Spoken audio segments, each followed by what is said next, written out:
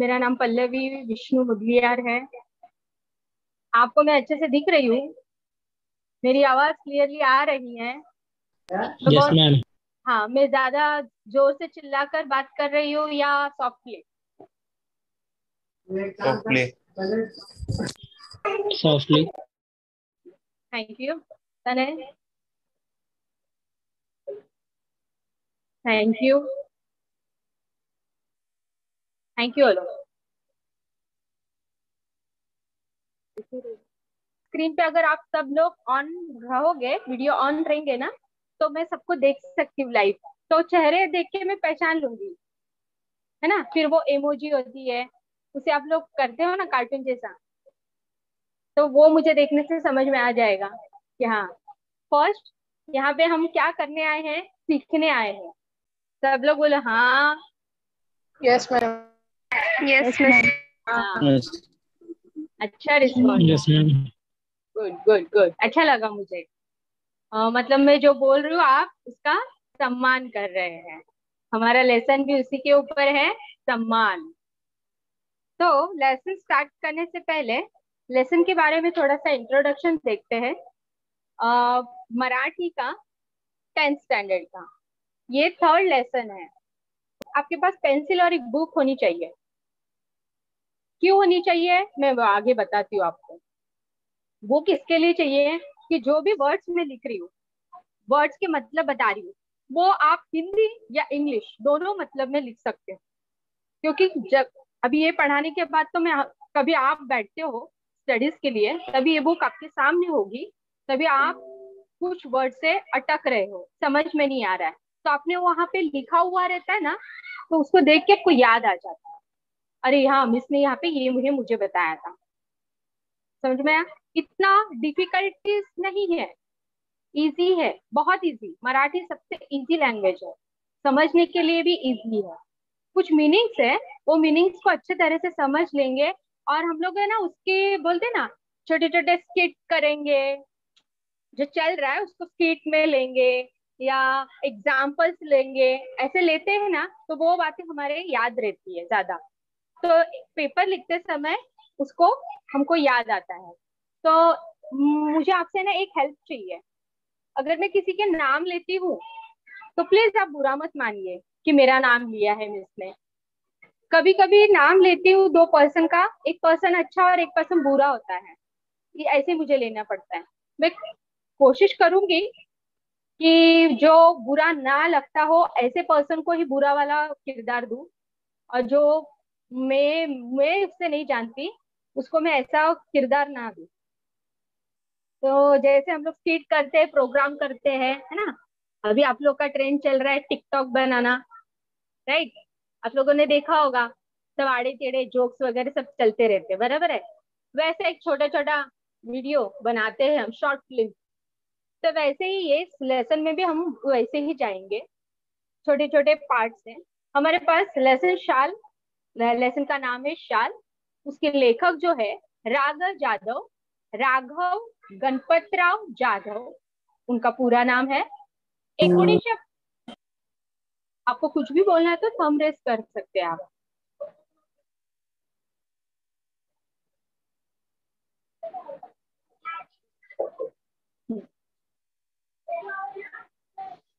राघव जाधव 1932 से 2016, ये आपको मैंने मराठी में पढ़कर बताया है। आप इसको इंग्लिश में याद रख सकते हो, पर लिखते समय आपको मराठी में ही लिखना होता है। समझ में आया? कुछ भी क्वेश्चन पूछ सकते हैं। शाल धाड्याचे लेखक कोण होते? तर राघव जाधव, शॉर्ट फॉर्म में लिखना है आपको, राघव जाधव। समझ में आया? इंट्रोडक्शन जेव्हा आम्ही घेतो आमच्या लेखकांचा, त्याच्यामध्ये त्या त्यांनी किती गोष्टी केल्या त्यांच्या आयुष्यात आणि त्यांच्या जीवनात, त्या आपल्या बरोबर त्या मांडतात, आणि त्या आपल्याला सांगतात की त्या त्या कुठल्या कुठल्या गोष्टींनी गेले. अजून पुढे खूप सारे आहे. मोठे होत असलेल्या मुलांनो, एक लेसन आहे, उपवास आहे, असे भरपूर लेसन आहेत जे तुम्हाला प्रोत्साहित करतात की जगामध्ये असेही लेखक आहेत जे आजपर्यंत आपल्याला ही टेक्नॉलॉजी मिळाली आहे त्याच्यामध्ये त्यांनी मदत केली है। तो इस मामले में अगर देखा जाए तो शाल जो लेसन है उसके लेखक को ज्यादा कोई पहचानता नहीं है, पर उनके साथ जो लोग मिले हैं वो फेमस लोग मिले हैं। उनको जो दो लेखक और कवि मिले हैं वो बहुत फेमस है।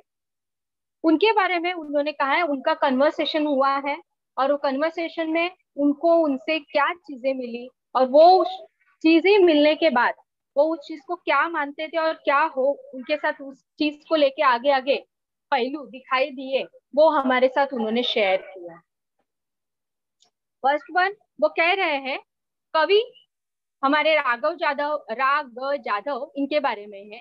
कवी समीक्षक है, ललित लेखक आहे, साहित्याची जाण आणि बहुआयामी समीक्षा वृत्ती यातून त्यांची समीक्षा विकसित झाली आहे। समीक्षक मतलब क्रिएटिक्स बोलते हैं इसको। क्रिएटिक्स का मतलब क्या होता है मालूम है? तर्क यानी अच्छा बुरा किसी चीज के बारे में बताना। मतलब जैसे अभी ये चाल में पढ़ा दूंगी, उसके बाद में मैं पूछूंगी आप लोग से आपको ये लेसन कैसा लगा, अच्छा लगा कि बुरा लगा। ऐसे तर्क वितर्क। समीक्षक हम भी है, अभी फिलहाल समीक्षा आप लोग हो, मैं आपको पढ़ा रही हूँ तो आप समीक्षक हो। मतलब आप मुझे बताओगे कि यहाँ मेरी मिस्टेक से यहाँ मैंने अच्छे से पढ़ाया है, उसको कहते हैं समीक्षक। समझा? समीक्षक कौन है? आप लोग, मतलब सुनने वाले जो हम लिखते हैं, और समीक्षा मतलब मैं, जो मैं लिख रही हूँ। समीक्षा जब भी हम लिखते हैं लिखने वालों को कहते हैं, और समीक्षा जो सुनने वाले होते हैं, सुन के उसके ऊपर तर्क विचार अच्छे बुरे जो भी चीजें उनसे बताते हैं। तो ललित लेखक मतलब फाइन राइटर, साहित्याची जाण आणि बहुआयामी समीक्षा वृत्ति। अभी उनके अंदर ही समीक्षा वृत्ति थी, मतलब ये लोगों तक पहुंचना चाहिए कि लोग सिर्फ राइटर्स ने लिखा है इसके लिए सही है ये मायने पे ना चले, उसके भी ड्रॉबैक्स हो सकते हैं। आपने अभी साइंस के लेक्चर्स एक दो सुने हैं, उसमें आप लोगों ने बहुत सारे लॉस को पढ़े होंगे। लॉ है ना, एक एक लॉ फेल हुआ है फिर दूसरे लॉ बने हैं, वैसे तर्क वितर्क आते गए। सिर्फ वैसे ही है इनका भी कि इन्होंने भी कि नहीं सिर्फ सुनने वाले, किसी ने कुछ बोला हमने माना नहीं, पूरी तरह तक उस पे ध्यान देना है और सुनना है। तो उन्होंने बहुआयामी यानी बहुत बड़े लेवल पे समीक्षा वृत्ती यातून यांची समीक्षा विकसित केली आहे। व्यापक वाङ्मयीन दृष्टिकोन आणि चिंतनात्मक ही त्यांच्या समीक्षेची वैशिष्ट्य आहे। व्यापक व्यापक मतलब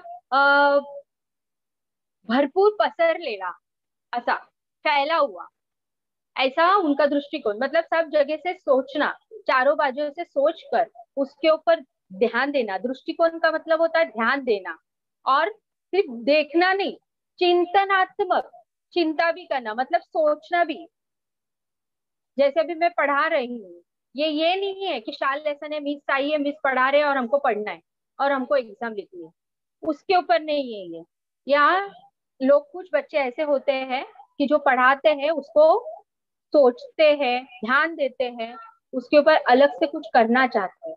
इसके लिए वो राघव जाधव बनते हैं, पु.ल. देशपांडे बनते हैं, नारायण सुर्वे बनते हैं, नरेंद्र मोदी बनते हैं, विष्णु सर बनते हैं, पल्लवी मिस बनते हैं, ऐसे बहुत सारे मिस बनते हैं, टीचर्स बनते हैं, है ना। ये सारी चीजें होती है, तो उस चीजों को हमको समझना है। तो ये उनकी वैशिष्ट्य है। क्या वैशिष्ट्य है? कोई भी चीज को वो देखते हैं और उसके ऊपर क्या करते हैं, चिंतात्मक विचार करते हैं, सोचते हैं। ये उनके वैशिष्ट्य का स्पेशलिस्ट है। त्यांच्या समीक्षा विषयक लेखनाची 30हून अधिक पुस्तके आहेत। उन्होंने जो समीक्षा की किताबें निकाली है वो 30 से भी ज्यादा है। उस किताबों के नाम भी हमारे स्क्रीन पे आ रहे हैं। त्यांचे साहित्य आणि सामाजिक संदर्भ, ये एक किताब है। आनंदाचा डोह, ये एक किताब है। निळी पहाड, आधुनिक मराठी कवयित्रीची कविता, साठोत्तरी मराठी कविता व कवी, आगळी वेगळी नाटक, ही समीक्षात्मक पुस्तके आहेत त्यांची. तर त्यांची राग जाधव यांची समीक्षात्मक पुस्तके कोणती, असं जर जेव्हा प्रश्न येतो, 1 मार्काला आला तर तो पूर्ण तेवढा लिहायचा. वो आया तो पूरा उतना लिखने की जरूरत नहीं है, उसमें से 2 या 3 लिख सकते हो आप. समझ में आया? ऐसे आया तो 1 मार्क्स के. अभी कविता संग्रह भी है, वो एक कवि भी है, लेखक है, कवि भी है. वियोग ब्रह्म, मावळतीच्या कविता, हे कविता संग्रह इत्यादी लेखन प्रसिद्ध आहे. कविता संग्रह पण प्रसिद्ध आहे त्यांचे. 1970 ते 1990 या काळात ते विश्वकोशाच्या संपादनात सहभागी होते. अभी 1970 टू 1990 ये आप इंग्लिश में याद रख सकते हो, पर लिखते समय आपको मराठी में ही लिखना है क्योंकि ये पेपर मराठी में है. हाँ बेटा, ध्यान रखना है आप लोगों को, क्योंकि मार्क्स वही चले जाएंगे. मराठी में लिखना है. इसके लिए मैं हिंदी मराठी भाषा का ही इस्तेमाल कर रही हूँ. मराठी पूरा प्रॉपर आपको समझ में नहीं आएगा, इसके लिए मैं हिंदी में भी बता रही हूँ. कहीं पे भी नहीं समझ में आ रहा है, आप मुझे डायरेक्टली पूछ सकते हो, मिस आप ये जो बता रहे हो मुझे समझ में नहीं आ रहा है. हाँ बेटा, 1970 ते 1990 मतलब 20 साल हो गए. उतने समय वो विश्वकोश, अभी विश्वकोश मतलब एनसाइक्लोपीडिया, इंसाइक्लोपीडिया होती है आपको पता होगी, वैसी मराठी के इंसाइक्लोपीडिया है. उन्होंने अपने मराठी साहित्य सम्मेलन संपादकों ने मिलके विश्वकोश निकाला, इंसाइक्लोपीडिया निकाला मराठी का. उसके ये एडिटर थे, संपादक मतलब ये एडिटर थे, उसमें सहभागी होते थे, हुए थे 20 साल से. ये अभी हमारे जो राग जाधव उनके बारे में इंट्रोडक्शन था. अभी हम हमारे लेसन के बारे में जानते हैं. लेसन में क्या है? लेसन में 4 लाइन, 4.5 लाइन का इंट्रो दिया है, पर लेसन है 1.5 पेज. शाल, शाल मतलब आपको पता है बेटा, शाल क्या होता है? किसी को पता है शाल? बोल सकते हो आप. हाँ, शॉल सुनाई दिया मुझे, सिर्फ शॉल. शॉल अपने तरीके से, कोई सही गलत राइट रॉन्ग कुछ भी नहीं. शाल मतलब क्या आपके हिसाब से? शाल शाल शाल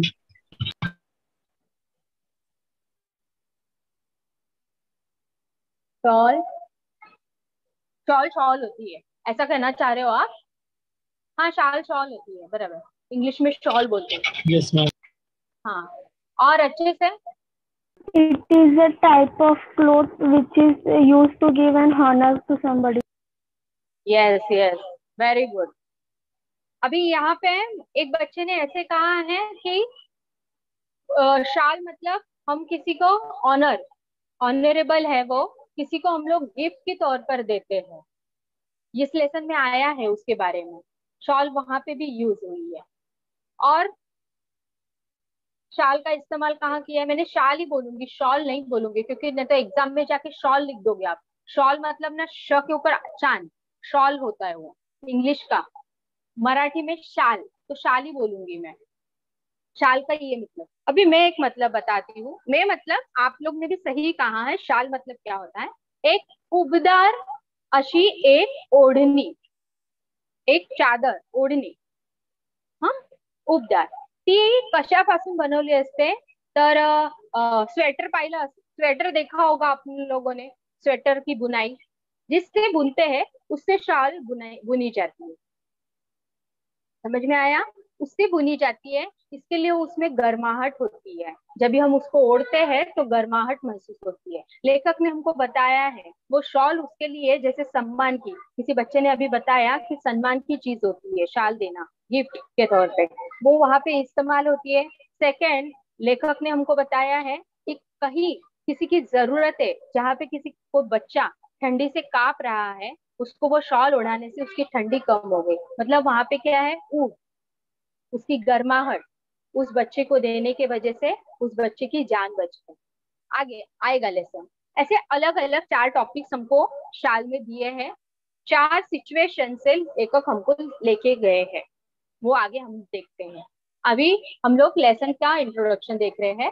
शालीभोवती असलेल्या लेखकाच्या आठवणी या पाठातून व्यक्त झाल्या आहेत. शालीभोवती जो शाल है उसके आजू बाजू में जो भी यादें, मेमोरीज, आठवणी, यादें, मेमोरीज जो भी है या पाठातून व्यक्त झाले आहे. इस लेसन से पता चल रहा है, या पाठ से पता चल रहा है. शाल ही प्रतीकात्मक आहे, सिंबॉलिक. शाल ही एक प्रतीकात्मक आहे, सिंबॉलिक है वो. ध्यान दो, आपको पेंसिल से अंडरलाइन करना है और वहां पे अपनी भाषा में लिख के रखो आप.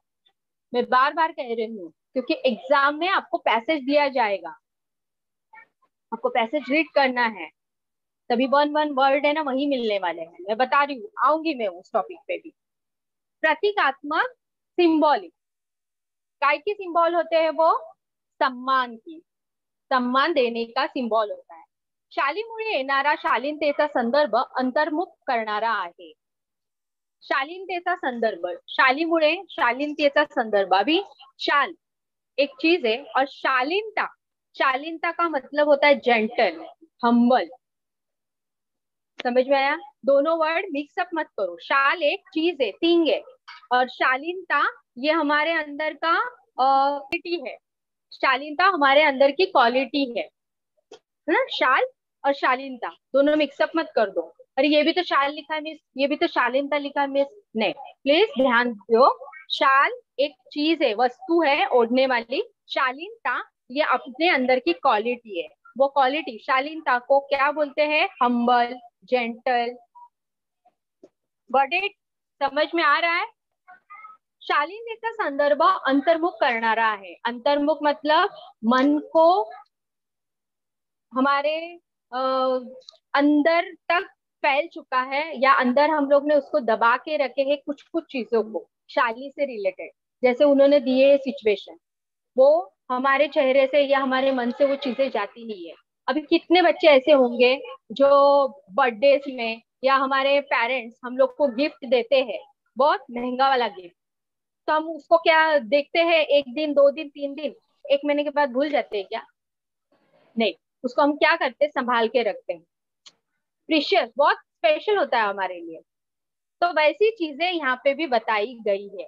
कुछ यादें हमारी जो हम नहीं भूलते. मेरे लिए पापा ने ये ला के दिया था, मेरे लिए बर्थडे में मेरे नानी ने मुझे ये दिया था, है ना. वो चीजें है, वो चीजें हमारे इमोशन से जुड़ गई है. जैसे आप लोग को अभी किसी चीज की जरूरत है और वो चीज आपके सामने आ जाए और किसी व्यक्ति ने लाए, वो चीज के प्रति, उस व्यक्ति के प्रति आपके अंदर जो रिस्पेक्ट होगी वो ऑसम और कभी ना भूलने वाली होगी. तुम बड़े भी हो जाओगे, बुढ़े भी हो जाओगे, तभी तुमको याद रहेगा. जैसे मेरे भी लाइफ में है ऐसी चीजें जो मुझे किसी ने गिफ्ट दिए, मैं अभी तक संभाल के रखी हूँ क्योंकि उन्होंने मुझे दिया है.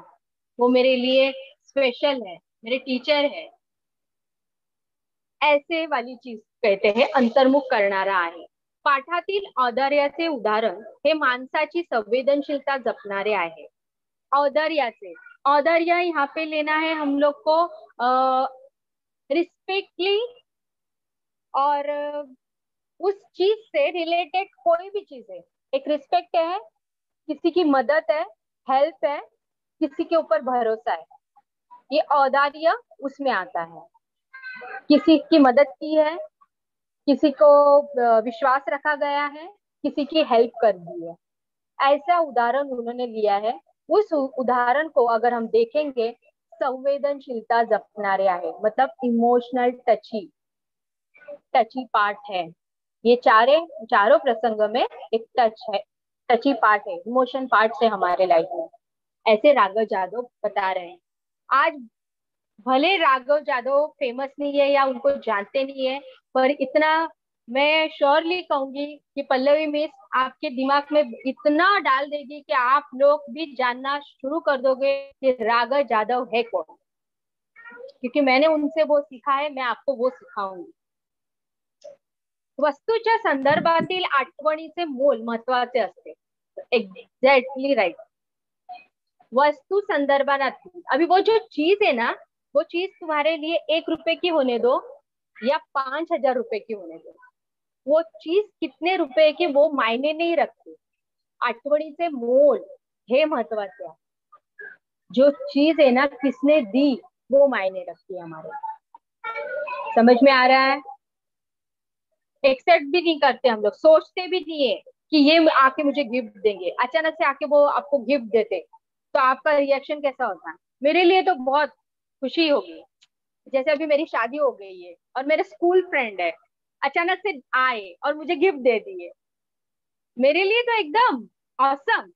अरे इतने साल के बाद मेरे फ्रेंड्स आए और मुझे गिफ्ट दिए, मेरे लिए बहुत औसम होगा. अभी आप लोग का क्या है मुझे नहीं पता, पर मैं मेरे हिसाब से बता रही हूँ, मेरा एग्जाम्पल से बता रही हूँ कि इस तरह से मैं इस तरह से खुश होंगी. वो चाहे कितना भी छोटा या पैसे मायने नहीं रखता है, उसने याद रखा और मेरे लिए गिफ्ट लेके आया, ये मेरे लिए बहुत बड़ी बात है ना. कोणत्याही निर्जीव वस्तूशी निगडीत असलेले संदर्भ मानवी भावना तरल ठेवतात. राइट. जो चीज आने वाली है ना वो तो नॉन लिविंग है. निर्जीव मतलब नॉन लिविंग, उसमें जान है नहीं. जैसे शॉल, शॉल में जान है क्या? नहीं. पर फिर भी वो, उसकी यादें हमारे लिए हमेशा तरोताजा रहती है. तरल ठेवतात मतलब हमेशा नया ताजा तवाना रखते हैं. वस्तूच्या संदर्भातील आठवणीचे मोल महत्वाचे असते. कोणत्याही निर्जीव वस्तूशी निगडीत असलेले संदर्भ मानवी भावना तरल करतात, ठेवतात. वस्तूशी निगडीत कोणतीही आठवण असो अथवा प्रसंग, त्याचे मानवी संदर्भ सर्वार्थाने महत्वाचे असतात. वस्तूशी निगडीत, वस्तूशी, चीजों से रिलेटेड कोई भी यादें या सिचुएशन, ह्यूमन जो होते हैं उनके ऊपर उसकी छाप बनी रहती है. समझा? समझ में आया मैंने कुछ बोला? वस्तुशी मतलब चीज, निगडीत रिलेटेड कोणतीही कोई भी आठवण, यादें असो, रहना, यादें रहना, अथवा प्रसंग या सिचुएशन, त्यांचे, उसका मानवी संदर्भ, इंसान से जुड़ा हुआ रिलेशन, सर्वार्थाने सारी चीजों के ऊपर परे महत्वाचे ठरतात, इम्पॉर्टंट होता है.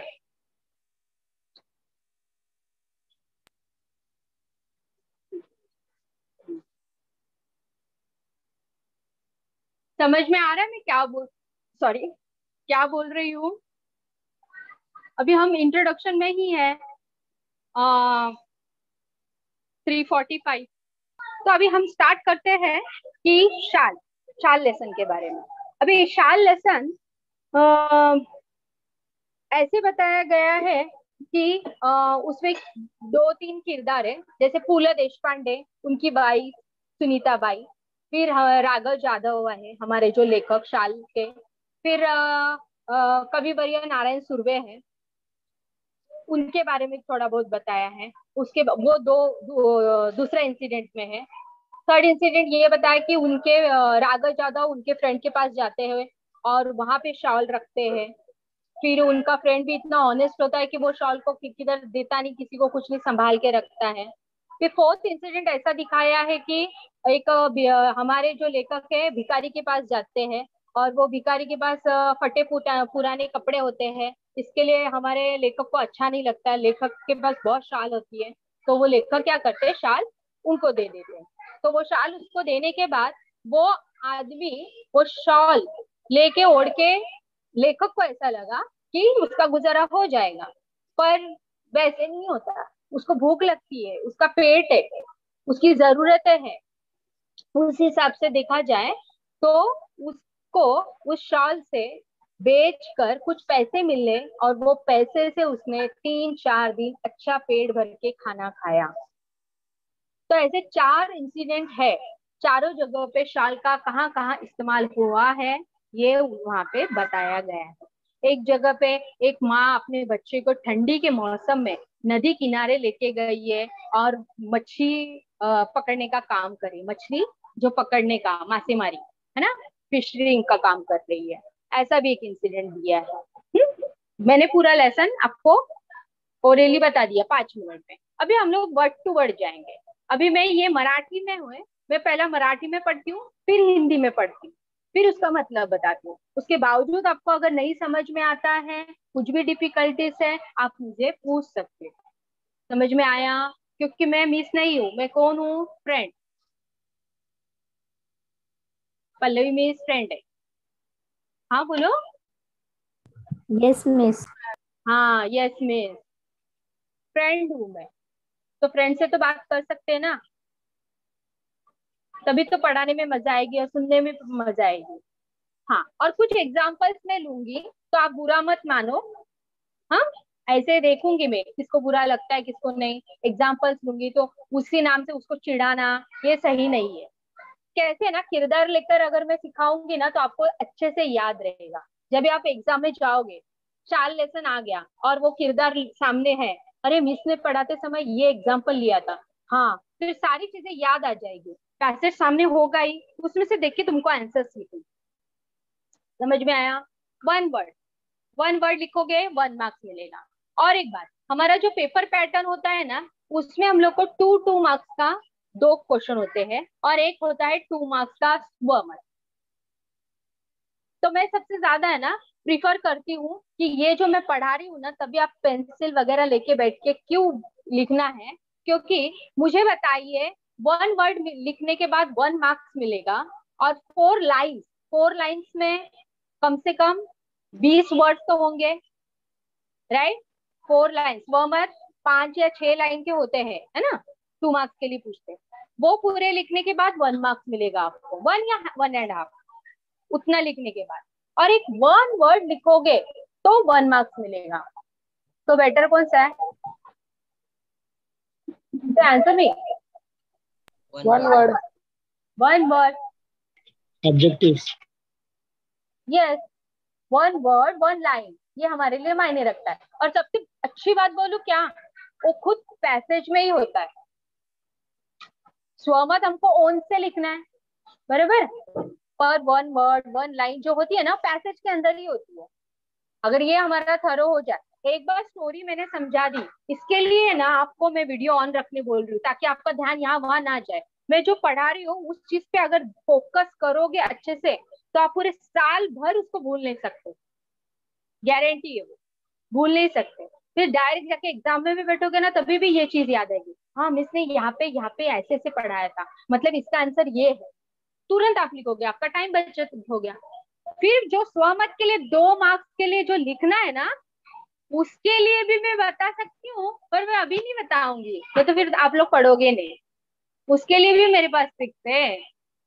पर मैं जब भी छोटे छोटे 1 1 मार्क्स 1 वर्ड के आंसर्स तुम लोग अच्छे से लिखोगे ना, वो प्रेजेंटेशन अच्छे करोगे, तो मैं स्वमत के बारे में बताऊंगी कि वो भी प्रेजेंटेशन लिखना, कैसा लिखना है, कितना लिखोगे तो कितना मार्क्स मिलेगा, तो वो मैं बताऊंगी आप लोगों को। तो 1.5 मार्क्स आराम से स्कोर कर सकते हो आप। मराठी भाषा है, मराठी भाषा में मिस हम कैसे लिखेंगे, वो मिस की जिम्मेदारी, मिस आपको सिखा देगी कैसा पढ़ना है। ठीक है, चलो लेसन स्टार्ट करते हैं। 10 ही मिनट है हमारे पास, ठीक है, जितना होता है उतना देखते हैं। वैसे भी लेट स्टार्ट किया था ना।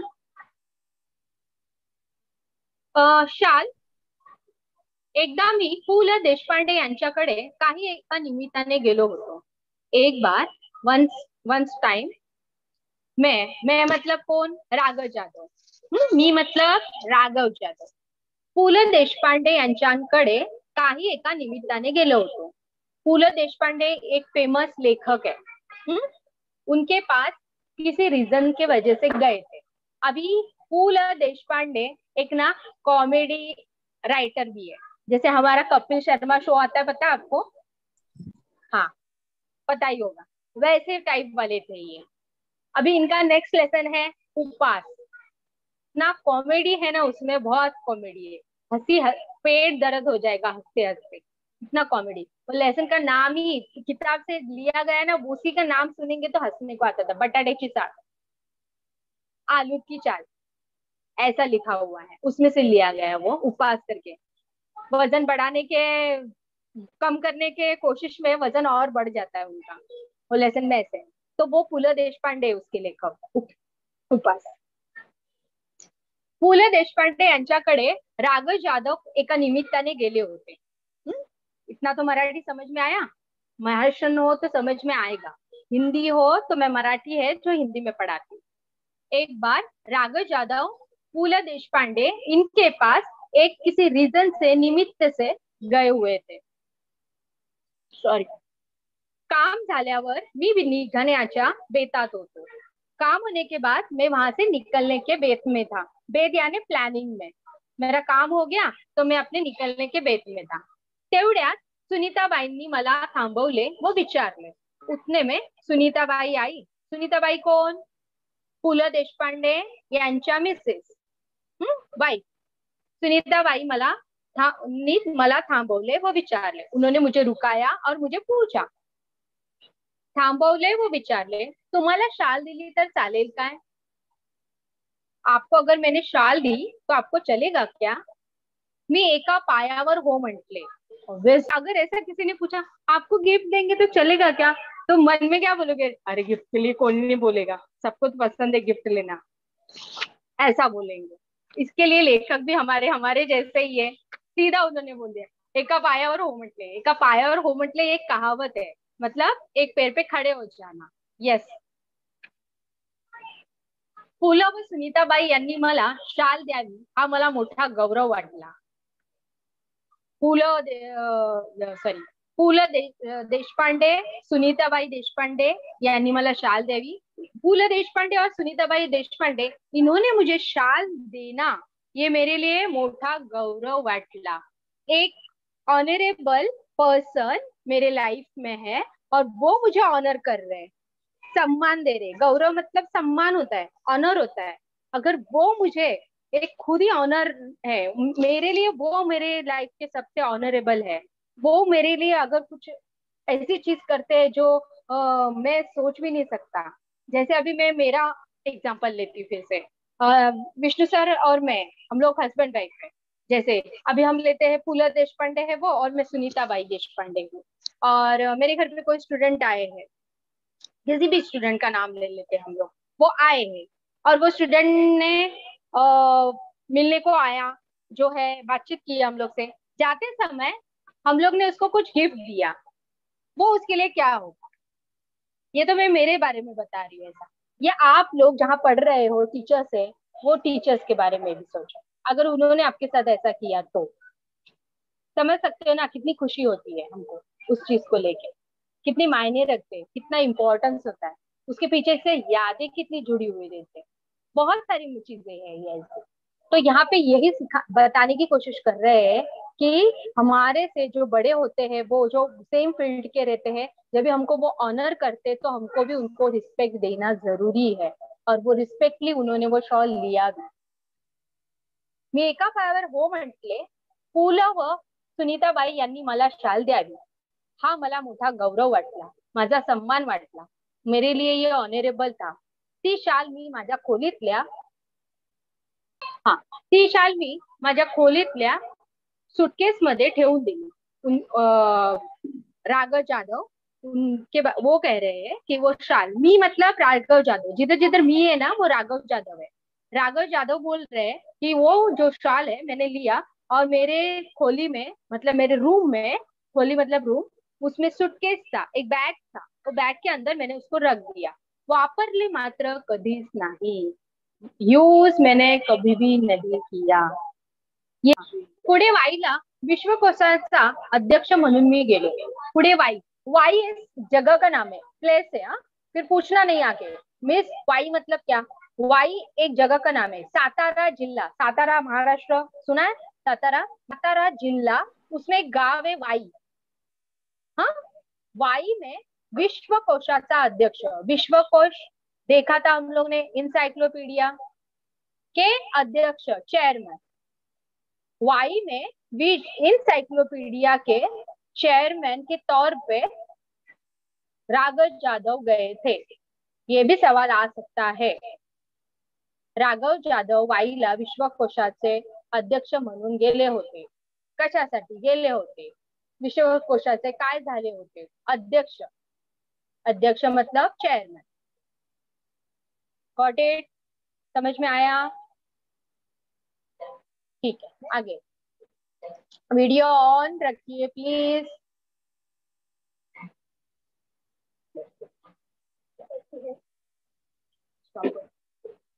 सुनीताबाई आणि पु ल देशपांडे यांचंच घेतलेले आहे टॉपिक. बाकी मग पुढे वाईला विश्वकोशाचा अध्यक्ष म्हणून मी गेलो, तिथून बाकी वहां से अपना बच गया है. राइट? समझ में आ रहा है? हाँ, मैं क्या बोल रही हूँ. इसके आगे का नेक्स्ट लेक्चर में देखते हैं. लेक्चर कैसा लगा आपको? समझ में आया, नहीं समझ में आया, ये आप लोगों को मुझे बताना है या तो टीचर्स को बताना है. चलो, bye, thank you, God bless you all.